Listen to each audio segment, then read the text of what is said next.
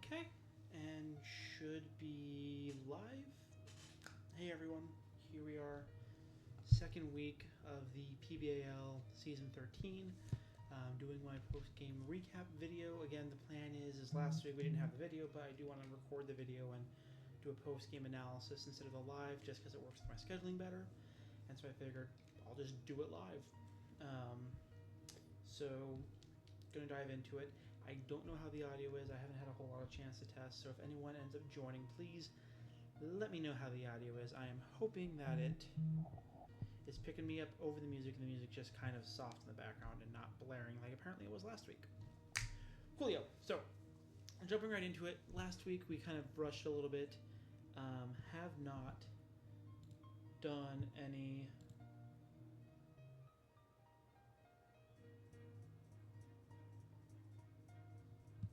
Sorry, 1 second.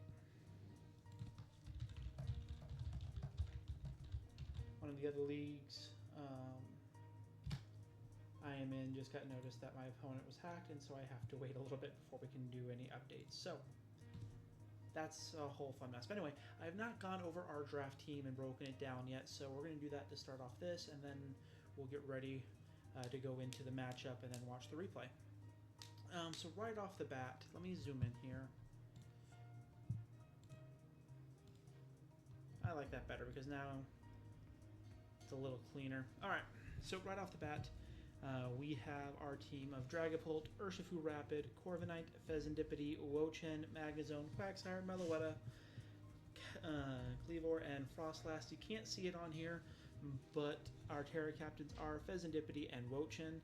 So right off the bat, few potential issues we have with the team is outside of, say, Dragapult, not a whole lot of speed on here. We do have Frostlass, but it's not going to do anything to immediately scare anyone off.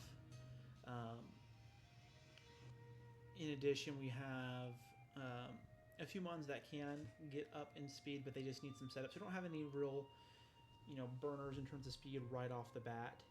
We do have a bit of bulk, and we do have a bit of offensive power, but it's mainly on the physical side. Dragapult can do either. Urshifu Rapid is a physical attacker. Corv is more of a wall, but it's going to be on the physical side. Fezandipiti can do both, but it wants to be an attack. Wochen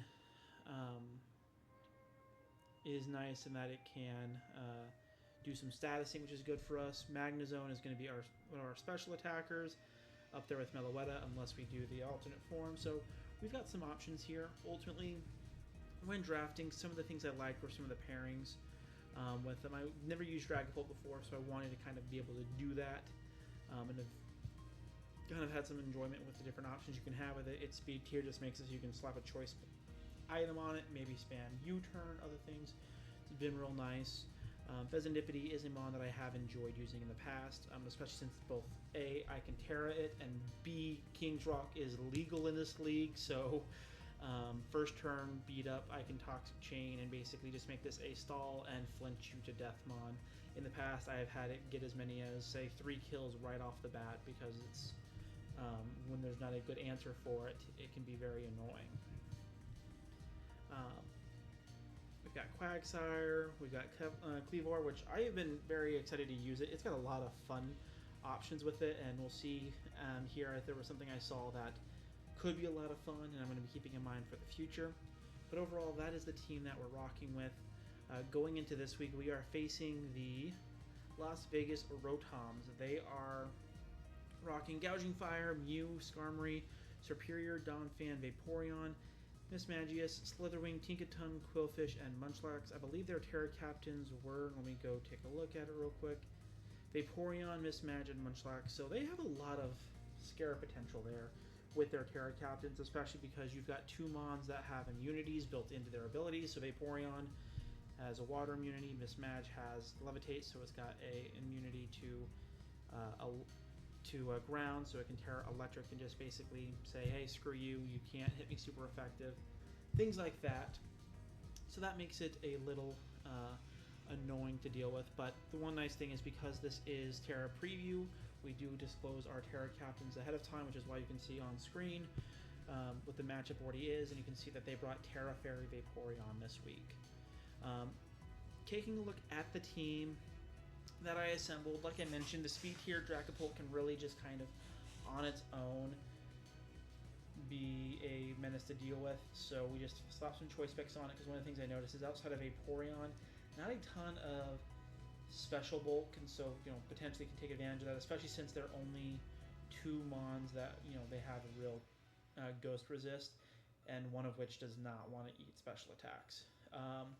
Frostlass, again, taking advantage of the fact that they've only got 1 or 2 ghost resists, get up some hazards, try to be annoying, because the nice thing with Frostlass is if I can get spikes up, Donphan can't really come in on it, both fearing ice type moves as well as the fact that it can't spin to clear.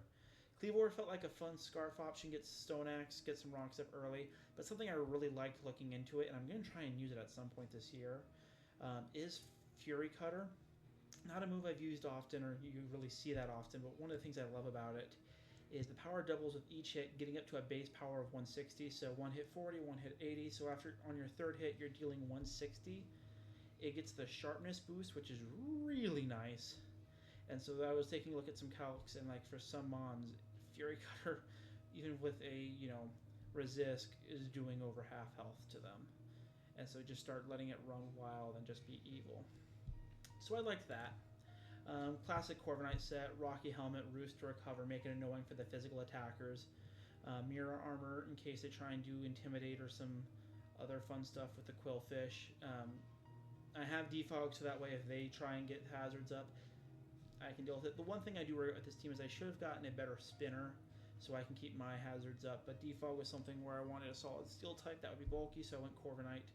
And so that is one area where I do think I need to improve for the team to mesh together. Meloetta, we just went Assault Vest. One of the things that I kind of saw in there is their best, tanks on here to, eat up special attack. Can't really do a whole bunch back with the Assault Vest on, so we potentially can just kind of sit there, eat, and be annoying. And then, of course, we've got Urshifu Rapid. I was hesitant to bring it, but I thought it might potentially be good here. I knew Vaporeon was going to be Fairy before the match, just because... I shouldn't say I knew. I was confident that it was going to be Fairy or it was going to be Ghost, because that is the ultimate way to wall Urshifu. So realistically, I was debating not even bringing it. But then I decided, okay, we'll bring Trailblaze, Zen Headbutt, see if I can catch it on a swap, get a Trailblaze boost, get it super effective before it Terras, and then anticipate Fairy or whatnot and go into Zen. Because I wasn't anticipating anything like, say, Steel. I wasn't anticipating Fire, although that would have been a good one with Vaporeon having that water immunity. So that's kind of where I was looking. I was anticipating Fairy or Ghost just because it helps it wall Urshifu so well. But that is the team that we brought. So let's go ahead and see if we can't get ready for the match.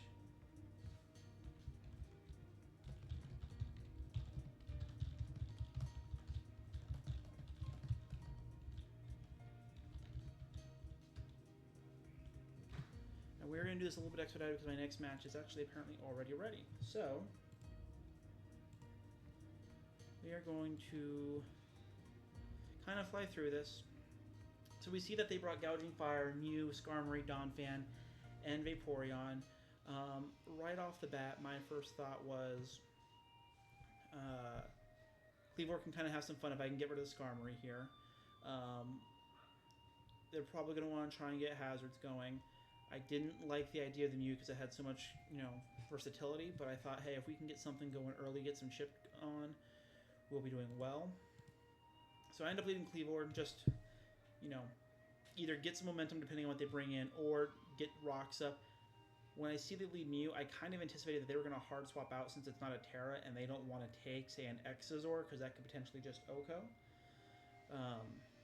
So we click U-turn, trying to get the momentum, because I was fairly certain that they were swapping here regardless.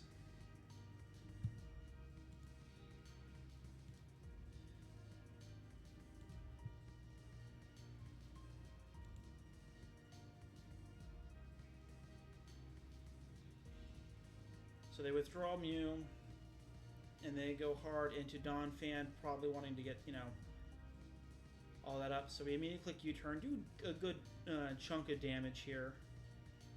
And then immediately my thought is, okay, let's be annoying. We can go into Frostlass, we can get hazards up, because they can't really stay in here. And I fully expected them potentially here to go into Hisui and Quillfish. So I thought, all right, we'll come in here and we will just go right for the spikes, and based off of that, go from there. Actually, I clicked triple axle. I don't know why I clicked that here first. Spikes made a lot more sense. In hindsight, I'm going to speed this up even more. Forgot how much downtime there was between a lot of these clicks. So we go triple axle just in case they decide to stay in, or click knockoff trying to catch us being overly predictive.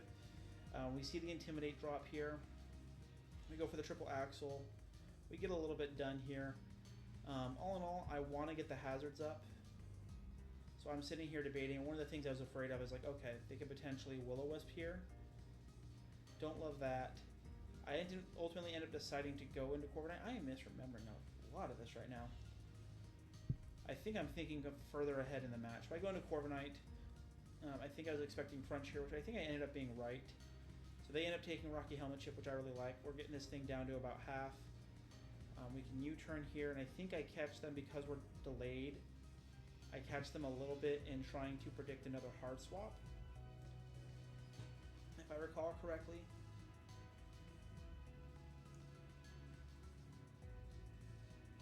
Now they end up going Toxic Spikes. Man, I am misremembering this all over. I only remember just certain key points. I know some of these interactions happen, but I think I'm misremembering when they happen. I sat here debating because I was like, what mon do I want, or am I willing to get Toxic here? And I ultimately make the decision, I believe, to go into Meloetta. Oh, I just go into Frostlass and get it Toxic. Okay.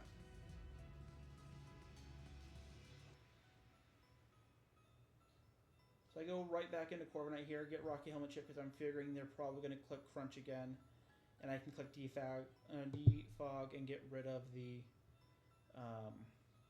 Toxic Spike. They used Taunt instead though, so I was a little annoyed by that. So we end up clicking U-turn again, just continuing to try and chip this down. They go for Crunch. I think this is where I was thinking that they were over-predicting. They likely thought I was going to go into something else, so I immediately U-turn again. And I go into the Frostlass. Or this is where I go into Meloetta. Nope, back into the Frostlass. Because I'm already poisoned at this point, take a little bit of poison damage, but I outspeed. So, realistically here, I'm just thinking, okay, they're probably going to want to preserve this for the Intimidate. We'll just click Poltergeist. If not, I get the kill. And instead, we end up getting the kill. So, Quillfish goes down.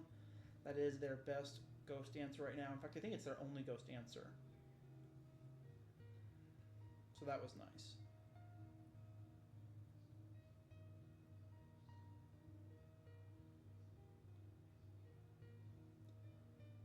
So we got our first kill. Poltergeist kills, doing just a little bit. After this, I want to say this is where they go into their first Gouging Fire swap in. Nope, they go back into Mew. I was a little surprised here because I just revealed Poltergeist.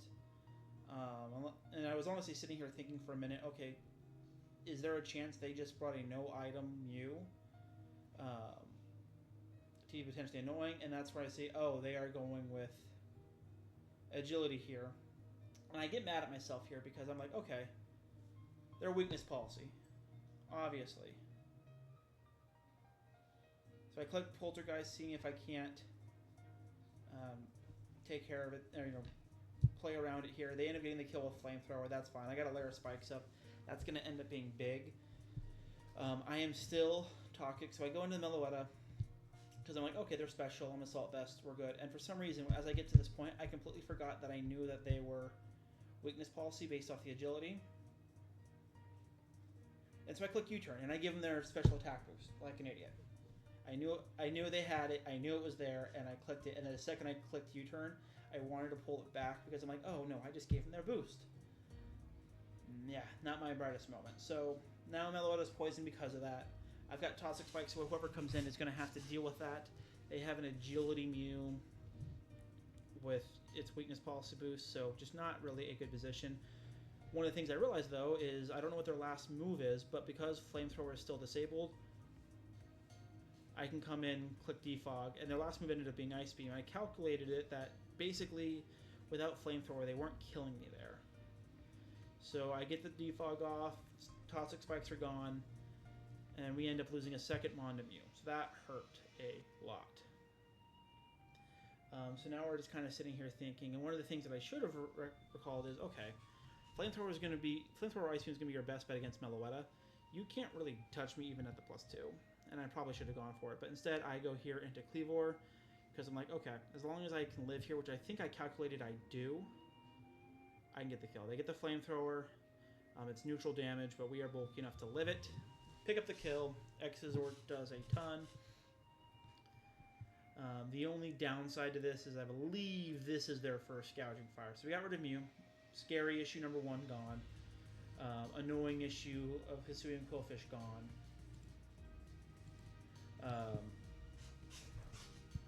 And I believe we have to kind of scare them out a little bit here. But they go into Gouging Fire. I immediately swap out, and this is where I get a little bit scary, and I'm realizing, okay, this thing could be very annoying. So I swap in, they go Skill Shot, they get the crit, and 2 hits, their defense falls. And I honestly, they made a good good play here. I thought for sure they were going to hard swap into Vaporeon, because if I click Surging Strike there, I think I just kill. But instead they click Outrage, don't get the kill, pick up the second one there, they get confused, and I'm sitting here like, oh crap. I'm down to 3 Mons, I lost Urshifu, it's not a good position here. My biggest hope here is that this thing hits itself in Confusion, not a good position. I end up going into Meloetta because I calced it without any sort of, boost stats. I should be able to, do some big damage here. We end up clicking Psychic. They hard swap out. I took a sigh of relief at the moment, but it was still a bad position. Donphan comes in, reveals that it's heavy boots, but doesn't matter. It dies to the Psychic. So spikes are up to stay, which is good. They've revealed already that Gouging Fire is boots. Donphan was boots. I believe those are the only boots remaining Mons that they had. So we are both down to 3 apiece. They have Vaporeon, Skarmory, and Gouging Fire. I have Meloetta. Meloetta, Cleavor, and Dragapult. All in all, not feeling terrible in this position. I believe this is where they end up going into their Gouging Fire again. So I just say, alright, we're going to click Psychic. They get Skill Shot, and they end up getting 3 hits on this one. Defense falls, speed rises. We go Psychic again, and get this Bidef to fall. That was huge. So at this point, I'm kind of like, oh crap. Well, if he's going to go any of these number of different moves, that'll help. They go Skill Shot again and miss because they were afraid that Dragapult was Scarf. And I think it ultimately would have came down to how many hits they got there on the Skill Shot. If they clicked Outrage or Heat Crash, I believe they just win the game at that moment. But Skill Shot missing hurt. They needed, I think, at least 2 to hit. But that was a really rough spot for them, and it's completely acknowledging that ends up saving me there, because without that thing just essentially sweeps my team, because Cleavor is already at half health. So tough spot. They end up going into this here. I just immediately click Thunderbolt, because no matter what they go into, if they hard swap for whatever reason or stay in, it's going to take a ton of damage. They body press, get the kill. And this is where I'm thinking here, okay, Skarmory, it's going to be really bulky. Let's just go ahead, go Cleavor, and see if we can't just immediately get some hazards up. We already got 1 layer of rocks up. I'm figuring Stone Axe can get a kill here. If they hard swap, then great, but then we're going to have Stealth Rocks all over. So the one thing that's really helpful here, and these end up saving me a decent chunk, is that's dealing roughly, between the 2 of them, an additional 24% of damage. Did they get rid of the spikes? I'm just remembering that. But it gets a little bit of that chip. That chip is something I needed in order to live. Oh, that's right. I think I clicked Defog after the spikes were up. So click it again. They go Alluring Voice. That is going to kill. And at this point, I'm thinking I am fairly toast. They've got lefties. They've got Terra Fairy. I knew it was there, and I calc it. And if they have any sort of special attack investment, that is game over for me. So we click the Shadow Ball, hoping to get big damage. I think right here I'm hoping for a crit, or for whatever reason they went max bulk. And based off the damage, I knew they had a good amount of physical defense at the very least. But we click it, they end up living, and they go Calm Mind. And I talked to them afterwards, and essentially their hope was that I was Scarfed and that their read was right. Because if it was Scarfed, after lefties and Calm Mind, it's a roll for them to live. But because I was Specs, they didn't have a shot without a crit, just because of the fact that they were very bulky with very little to no... Actually, I believe they said no special attack investments, so without a crit, I was living. Yeah, that ended up being week 2. We get the win. I felt terrible for the RNG for my opponent there, but if I recall correctly, I did see one thing that I want to highlight real quick. The second I saw that name, I felt a lot less bad about the crit. That meme is one I hate, and also I use it a lot too, so I can't judge too much. But as soon as I saw that, I'm like, okay, I don't feel as bad about the crit. Obviously, it impacted, and I do feel bad, but not that it was funny. But yeah, so that ends up being the match. We get our first win. We were 1-1 on the season. Negative differential, but we're hoping to bounce back. And the next match is later today. But that's going to conclude the stream. I'm going to wrap it up there, and then we'll upload the video later. But I appreciate you all, and hopefully the mic issue is a lot better, but we'll continue to mess with it as we get back into the flow of things.